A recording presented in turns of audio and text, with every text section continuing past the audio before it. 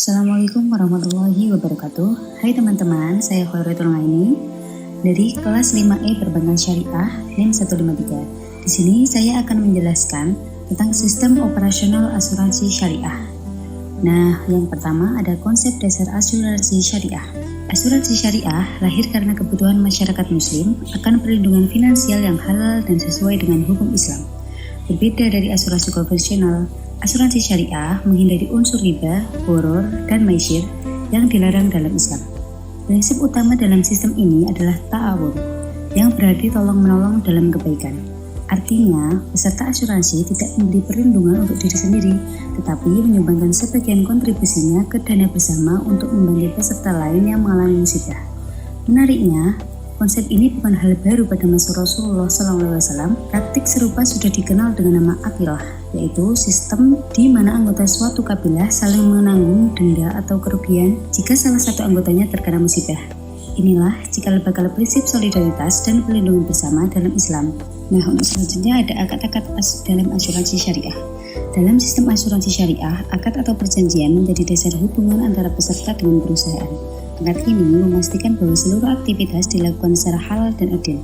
Ada beberapa jenis akad yang digunakan, di antaranya yang pertama ada akad tabaruk atau sumbangan. Peserta menyumbangkan sebagian kontribusi mereka ke dana bersama untuk membantu peserta lain yang mengalami musibah. Dengan akad ini, premi bukan sekadar pembayaran, tapi bentuk ibadah sosial. Yang kedua, akad wakalah bil ujroh atau perwakilan dengan upah. Peserta memberikan kuasa kepada perusahaan untuk mengelola dana dengan imbalan upah atau ujroh. Perusahaan bertindak sebagai pengelola, bukan pemilik dana. Yang ketiga, ada akad mudharabah atau bagi hasil. Dalam pengelolaan investasi, perusahaan bertindak sebagai pengelola atau mudharib, sedangkan peserta sebagai pemilik dana atau sahibul mal. Keuntungan dibagi sesuai nisbah yang disepakati. Yang keempat, ada akad musyarakah atau kemitraan. Dana peserta dikumpulkan dan diinvestasikan bersama dalam proyek halal dengan pembagian hasil sesuai porsi kontribusi masing-masing. Yang kelima, ada akad jualah atau imbalan atas prestasi. Diterapkan untuk memberi bonus atau penghargaan kepada pihak yang berhasil mencapai target tertentu. Misalnya, agen asuransi yang berprestasi. Yang keenam, ada akad kafalah atau penjaminan. Perusahaan bertindak sebagai penjamin pembayaran klaim peserta yang mengalami kerugian. Seluruh akad ini memastikan bahwa hubungan antar pihak dibangun atas dasar kejujuran. Nah, untuk yang ketiga ada mekanisme pengelolaan dana. Bagaimana sih dana peserta dikelola dalam asuransi syariah? Ketika peserta membayar kontribusi, dana tersebut tidak langsung menjadi milik perusahaan. Dana dikumpulkan ke dalam rekening tabaruk, yaitu dana kebajikan milik bersama yang digunakan untuk membayar klien peserta lain yang terkena musibah. Setiap periode, hasil pengelolaan dana bisa menghasilkan dua kondisi. Yang pertama, surplus underweighting, yaitu jika total dana lebih besar dari total klien dan biaya, kelebihannya bisa digunakan untuk disimpan kembali ke dana tabaruk. Yang kedua, dibagikan sebagian kepada peserta, atau sebagian diberikan kepada perusahaan sesuai kesepakatan. Yang kedua, defisit underweighting, yaitu jika dana kurang untuk membayar klaim, maka perusahaan wajib memberikan pinjaman core kepada dana tabaruk. Pinjaman ini tidak berbunga dan dikembalikan ketika dana tabaruk kembali surplus. Selanjutnya ada sumber biaya operasional. Untuk menjalankan kegiatan operasional, perusahaan asuransi syariah memperoleh pembiayaan dari 4 sumber utama. Yang pertama, bagi hasil dari surplus underweighting sesuai nisbah yang disepakati. Yang kedua, bagi hasil investasi dana peserta ke sektor-sektor halal. Yang ketiga, dana pemegang saham baik dari modal setor maupun laba ditahan. Yang keempat, loading atau potongan biaya dari premi tahun pertama, biasanya 20-30% untuk membayar komisi agen dan biaya administrasinya.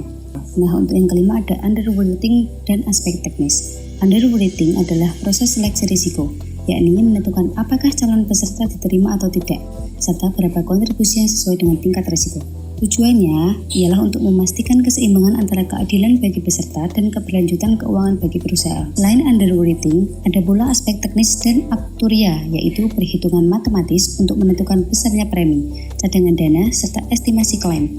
Aktuaris berperan penting untuk menjaga agar dana tabaruk tetap seimbang, stabil, dan sesuai prinsip syariah.